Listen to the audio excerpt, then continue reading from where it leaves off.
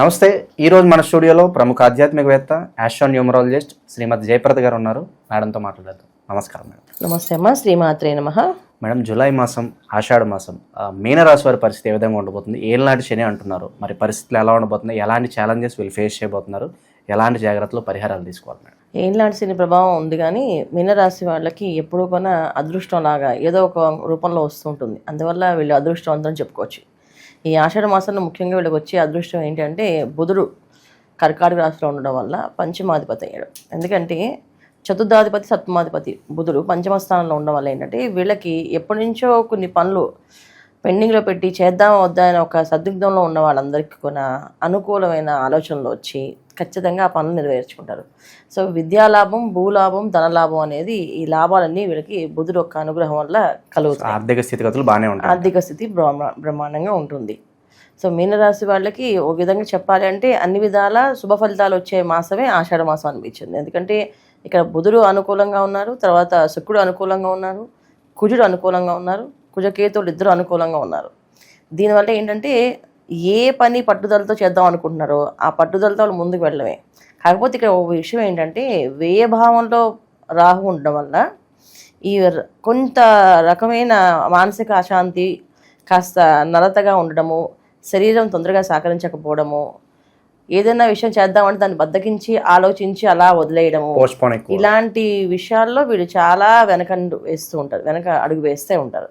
ఎందుకు రీజన్స్ అంటే వ్యయభావంలో రాహు ఉండడం, రాశిలోని శని భగవానుడు.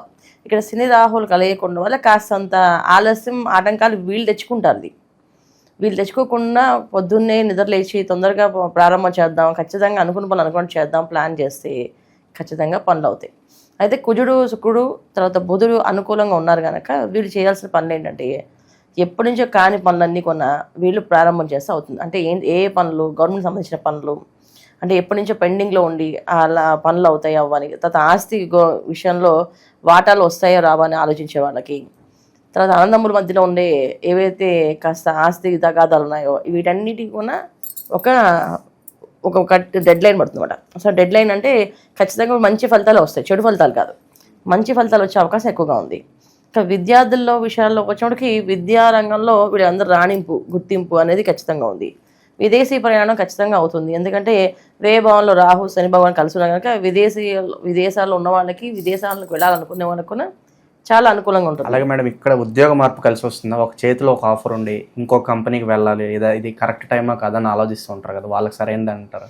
ఖచ్చితంగా, అంటే కరెక్టే నిర్ణయాలు తీసుకోగలుగుతారు. ఇప్పుడు బుధుడికి పంచమ స్థానంలో ఉన్నారు, కొంచెం బుద్ధి బలంతో ఏ పనైనా కొంచెం ఫాస్ట్గా చేయడానికి ఆలోచిస్తారు.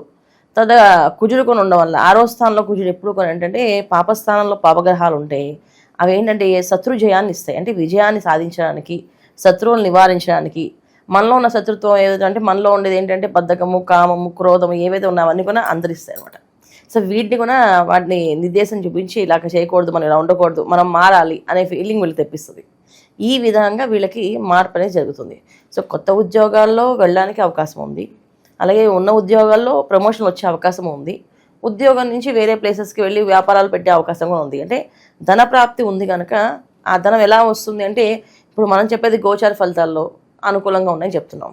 సో వాళ్ళ జాతకాల్లో కూడా అనుకూలంగా ఖచ్చితంగా ఉంటే ఈ ధన ప్రాప్తి అనేది ఖచ్చితంగా జరుగుతుంది. అది ఒక స్త్రీల వల్ల కూడా అనుకూలంగా ఉంది వీళ్ళకి. అంటే భార్య అవ్వచ్చు, పిల్లలు అవ్వచ్చు, లేకపోతే వేరే వాళ్ళు ఎవరితోనైనా మనకి, అంటే అక్కచెల్లెలు, అన్నదమ్ములు వీళ్ళందరూ ఉంటారు కదా, వీళ్ళతో కూడా వీళ్ళకి ధనం వచ్చే అవకాశం ఉంది. అంటే స్త్రీ మూలక ధనం రాబడి ఉందని. స్త్రీ మూలక ధనం రాబడి అంటే దాన్ని ఎలాగైనా తీసుకోవచ్చు మనం.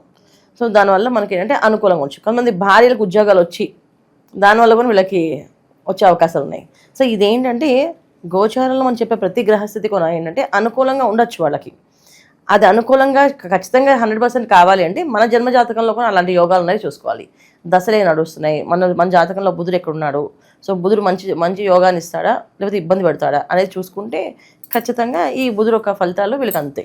అలాగే రవి ఫలితము, రవి విషయంలో వచ్చినప్పటికీ ఏమంటే ఈ మాసంలో చతుర్థ స్థానంలో రవి ఉండడం, గురు రవిలు కలిసి ఉండడం వల్ల కాస్తంత ఇంట్లో వాళ్ళకి కాస్త నరతగా ఉండడం, తల్లిదండ్రులకి ముఖ్యంగా తల్లికి కానీ తండ్రికి కానీ ఎటువంటి అనారోగ్య సమస్య అయినా ఉంటే దానివల్ల కాస్త ఇంకొంచెం ఇబ్బంది పడే అవకాశం ఉంది.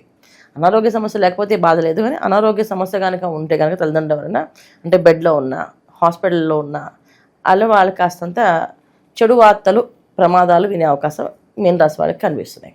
అది తల్లిదండ్రుల విషయంలో, తర్వాత సొంత బంధువుల్లో, అంటే తల్లి వరుస అయిన వాళ్ళు, పెద్దనాన్న వరుస అయిన వాళ్ళు, చిన్నాన్న వరుస అయిన వాళ్ళు ఉంటారు కదా, ఇలా ఎవరున్నా సరే ఒక వార్త అనేది వీళ్ళు వినబడేటట్టు ఉంది. అది కొంచెం అశుభ ఫలితాలు ఇస్తుంది. మిగతా అన్ని విషయాలు బాగానే ఉన్నాయి.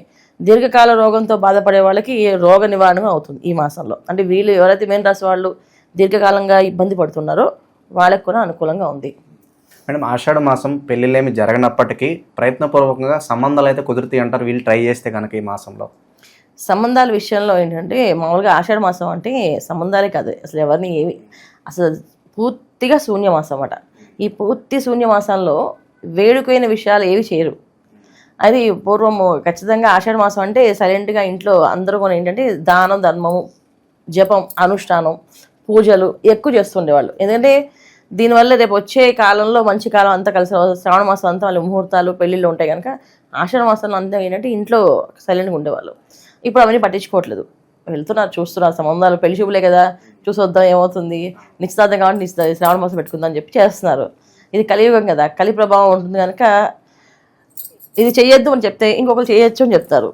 సో అందుకని ఆటోమేటిక్గా అది అందరినీ వింటారు కనుక ఫాలో అవుతుంటారు. నేనైతే చేయొద్దు అని చెప్తే, ఏ పని శూన్యమాసం అంటే శూన్యమాసమే, దాంట్లో ఏ పని చేయమంట. లాభాలు, ధనలాభాలు ఇవన్నీ జరిగేవంటే మనకు వచ్చేవి ఎప్పటి నుంచో భూలాభం అనేది ఉంది. అంటే భూమి మన కోసం కొందాం అనుకున్నామో అది కొనడానికి ఫైనల్ అవ్వడమో, లేదా స్థలం దొరకడమో, లేదా ఇల్లు దొరకడమో, ఆ ఇంటి నిర్ణయించుకోవడమో, ఇవన్నీ జరిగే ఖాయాలు అవుతాయి కానీ కొనడం కాదు. ఎప్పటి అంటే కోర్టులో కొన్ని కేసులు పెండింగ్ ఉంటాయి కదా, ఆ పెండింగ్ ఉన్న కేసుల నుంచి బయటపడే అవకాశం వీళ్ళకి కనిపిస్తుంది ఈ ఆషాఢ మాసంలో. మేడం, అలాగే ఏళ్ళనాటి శైలిలో ఉన్నప్పటికీ ఈ నెల పర్వాలేదు బాగానే ఉంటుందని మనం మాట్లాడుకుంటున్నాం. ఇదే పరిస్థితి ఎంతకాలం వరకు కొనసాగొచ్చు అంటారు? తర్వాత ఎలాంటి జాగ్రత్తలు తీసుకోవాలి వీళ్ళు? ఈ మాసం అంతా వీళ్ళకి అనుకూలంగానే ఉంది. వచ్చే మాసం మళ్ళీ బుధుడు మారుతారు కదా, కుజుడు మారుతాడు, అప్పుడు కాస్తంత ఇబ్బంది పడతాయి. ఇప్పుడు మనం చెప్పే మాస ఫలితాలు కదా, మాస ఫలితాల్లో ప్రతి మాసము ఒక మాసం బాగుంటే ఒక మాసం కొంచెం మిశ్రమ ఫలితాలు ఇస్తుంటుంది. మిశ్రమ ఫలితాలు వచ్చినా మంచి ఫలితాలు వచ్చినా మనం ఒకేలా తీసుకోవాలి. మనం చేసే పని ఏంటంటే ప్రకృతిలో జరిగే విపత్తులు చాలా ఎక్కువగా ఉన్నాయి. అసలు ప్రపంచంలో జరిగే మనం చూస్తూ ఉంటున్నాం కదా, ప్రతిరోజు తెల్లారులేస్తే అక్కడ ఇది జరుగుతుంది, ఇక్కడ ఇది జరుగుతుంది అని చెప్పేసి మన ధర్మం ఏంటంటే మానవులుగా మనం పుట్టినందుకు మన పొద్దున్న లేచి మన దైవ కార్యము అంటే దైవం కోసం కాస్తంత ఏదో ఒక టైం పెట్టి పొద్దున్నే లేచి మనకు నచ్చిన ప్రార్థన, చాలామందికి చదవడం ఇష్టం, చాలామంది పూజ చేయడం ఇష్టం, చాలామంది శ్లోకాలు చదవడం ఇష్టం, చాలామందికి మెడిటేషన్ చేయడం ఇష్టం. ఏదో విధంగా చేసుకుంటూ బయటికి వెళ్ళేటప్పుడు దైవస్మరణ చేసుకొని వెళ్ళాలి. ఎందుకంటే దైవస్మరణ చేయకుండా బయటికి వెళ్ళడం అనేది జరిగితే అది ఇంటికి మళ్ళీ వస్తారో లేదో తెలియట్లేదు. ఇలాంటి ఇబ్బందులు కనిపిస్తున్నాయి కనుక దైవనామస్మరణ కంపల్సరీగా, హనుమాన్ చాలీస ఎక్కువగా చదువుకోవడం వల్ల వీళ్ళకి మంచి ఫలితాలు. ఎందుకంటే ఏలినాటి శని ప్రభావం ఉంటుంది, వ్యయ స్థానంలో రాహు ప్రభావం ఉంటుంది, మళ్ళీ కుజ రాహువులు ఇద్దరు వీక్షణ ప్రభావం ఉంటుంది, కుజకేతువులు వీక్షణ ప్రభావం ఉంటుంది. ఇవన్నీ ప్రభావాలు ఉంటాయి. ఉన్నప్పటికీ కూడా కాస్తంత మెరుపుగా కనిపించేది ఈ మాసంలో వీళ్ళకి. అందుకని ఏంటంటే ఖచ్చితంగా వీళ్ళు హనుమాన్ చాలీసా చదువుకుంటే ఎటువంటి ఇబ్బందులు లేకుండా, ఎటువంటి ఆటంకాలు లేకుండా వాళ్ళ పనులు వాళ్ళు సాఫీగా జరుగుతాయి.